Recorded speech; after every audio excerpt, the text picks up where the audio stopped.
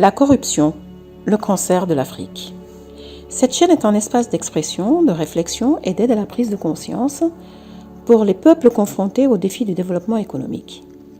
La souveraineté du continent africain dépendra de notre capacité à être des patriotes et les dignes descendants de nos ancêtres vaillants. Au XXIe siècle, nous ne pouvons plus blâmer la naïveté de nos anciens dirigeants qui ont plongé ce continent dans l'abîme. La nouvelle génération a donc désormais le devoir de tout mettre en œuvre pour s'inscrire dans une démarche d'autodétermination et de souveraineté et ainsi reconquérir ses valeurs intrinsèques. Je pense que c'est par le biais de la conscientisation de la jeunesse, de l'émergence d'une génération instruite et diplômée, que les Africains prendront la mesure de l'importance des enjeux de notre siècle. C'est comme cela que le continent se développera rapidement. Si vous êtes de cet avis, alors likez, abonnez-vous et partagez massivement cette vidéo pour qu'ensemble, nous puissions assister au futur d'un continent plus radieux. C'est ainsi que le respect s'imposera. Notre interrogation porte aujourd'hui sur la corruption, véritable cancer de l'Afrique. Définissons d'abord le terme de corruption. La corruption dans son sens strict désigne le fait pour une personne investie d'une fonction déterminée, publique ou privée, de solliciter ou d'accepter un don ou un avantage quelconque en vue d'accomplir ou de s'abstenir d'accomplir un acte entrant dans le cadre de ses fonctions. On distingue la corruption active, le fait de proposer le don ou l'avantage quelconque à la personne investie de la fonction déterminée, de la corruption passive, qui est le fait pour la personne investie de la fonction déterminée d'accepter le don ou l'avantage. Dans nos pays africains, la corruption est plutôt passive, mais vous conviendrez avec moi que pour qu'il y ait corruption passive, il faut un corrupteur actif. En général, les corrupteurs actifs sont des multinationales qui sont le fleuron de l'esclavagisme, du despotisme mercantile et du néocolonialisme.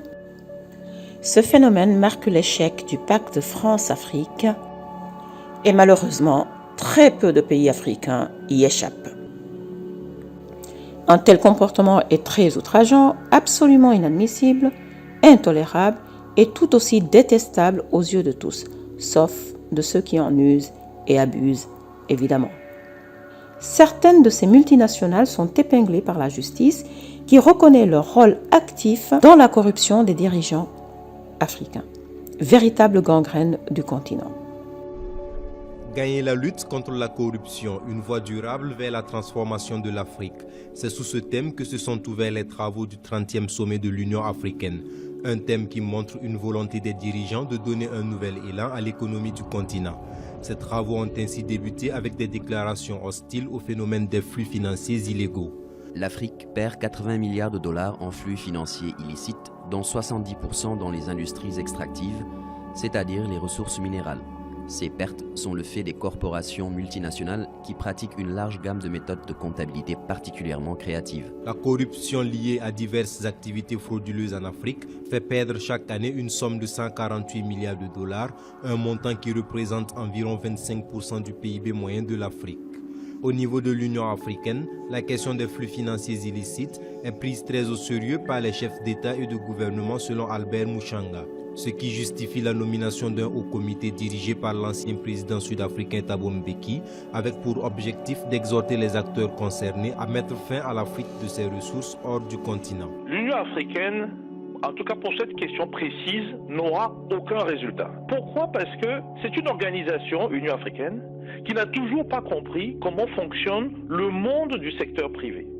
On ne décrète pas par des groupes d'experts, par des chefs d'État, qu'on va arrêter des flux financiers illégaux. C'est un monde de compétition, de concurrence, dans lequel les acteurs utilisent les espaces laissés par les États africains qui ont en fait soit des lois qui ne sont pas adaptées, soit des lois qui ont beaucoup de trous, ou carrément les lois sont bien faites, mais ils ne les respectent pas eux-mêmes Désormais confirmé, donc Vincent Bolloré déféré devant les juges en vue de sa mise en examen, de même que Gilles Alix et également Philippe Doran. Gilles Alix, directeur général du groupe Bolloré, Philippe Doran, responsable du pôle international d'Havas Paris. On en parle avec à mes côtés Nicolas Vescovaci. Bonjour. Bonjour. Vous êtes journaliste, co-auteur de Vincent Tout-Puissant avec Jean-Pierre Canet. C'est paru aux éditions Jean-Claude Lattès cette année. Merci d'être avec nous. L'Afrique, c'est la grande affaire, on vient de le voir, du groupe Bolloré. On l'oublie trop souvent ici où finalement la face visible en France de l'iceberg, c'est iTélé, autrefois CNews, le groupe Vivendi bien sûr, Havas, donc la communication, et puis l'Autolib pour ceux qui roulent à Paris. Alors oui, ça c'est ce que les Français connaissent. Les Français ignorent que M. Bolloré est investi en Afrique depuis la fin des années 80. Et en mettant le pied sur le continent, non pas parce que c'est un africaniste et qu'il adore l'Afrique, mais parce qu'il a racheté une société qui s'appelait la SCAC à l'époque, qui était 3 fois plus grosse que lui. Et il a fait d'autres acquisitions, puis il s'est investi en Afrique grâce à un autre groupe très important, très implanté en Afrique, et là pour le coup très implanté depuis le début du XXe siècle, c'est le groupe Rivo, qui gérait notamment des plantations. Et c'est comme ça qu'il met le pied en Afrique, et c'est comme ça qu'il a réussi à développer ses business dans 46 pays aujourd'hui, avec un chiffre d'affaires pour le groupe Bolloré en Afrique de 2,5 milliards d'euros par an, c'est pas rien. Mais c'est vrai qu'il investit énormément dans ses ports, plusieurs centaines de millions d'euros par an, mais ça lui rapporte énormément d'argent. Rien que le groupe Bolloré Africa Logistics, qui est sa société mère, qui regroupe presque 250 filiales en Afrique, lui rapporte presque 500 millions d'euros par an. Bolloré, comme d'autres, savent pertinemment qu'avoir des investissements dans les médias, c'est au service de son influence personnelle. Surtout quand on gagne des marchés publics. Surtout quand on gagne des marchés publics, et M. Bolloré en a gagné par le passé, mais surtout, ce sont des fleurons très importants, notamment en Afrique. Canal+ se développe très rapidement en Afrique. C'est d'ailleurs là où M. Bolloré a le plus aujourd'hui d'abonnés, puisque c'est la croissance des abonnés de Canal+, elle se fait notamment en Afrique. Et est aujourd'hui actionnaire à 38-75% de la Socfin, qui est un groupe qui détient ces plantations. Aujourd'hui, il y a un peu plus de 136 000 hectares de plantations en Afrique de l'Ouest contrôlées par la Socfin. Monsieur, il est un actionnaire actif qui surveille de très très près ces plantations. Donc M. Macron est un soutien de Vincent Bolloré. Si M. Bolloré est mis en examen ce soir par le juge Tournaire, ce sera de toute façon un épisode catastrophique pour son image en France, mais évidemment aussi pour les Africains qui le soutiennent.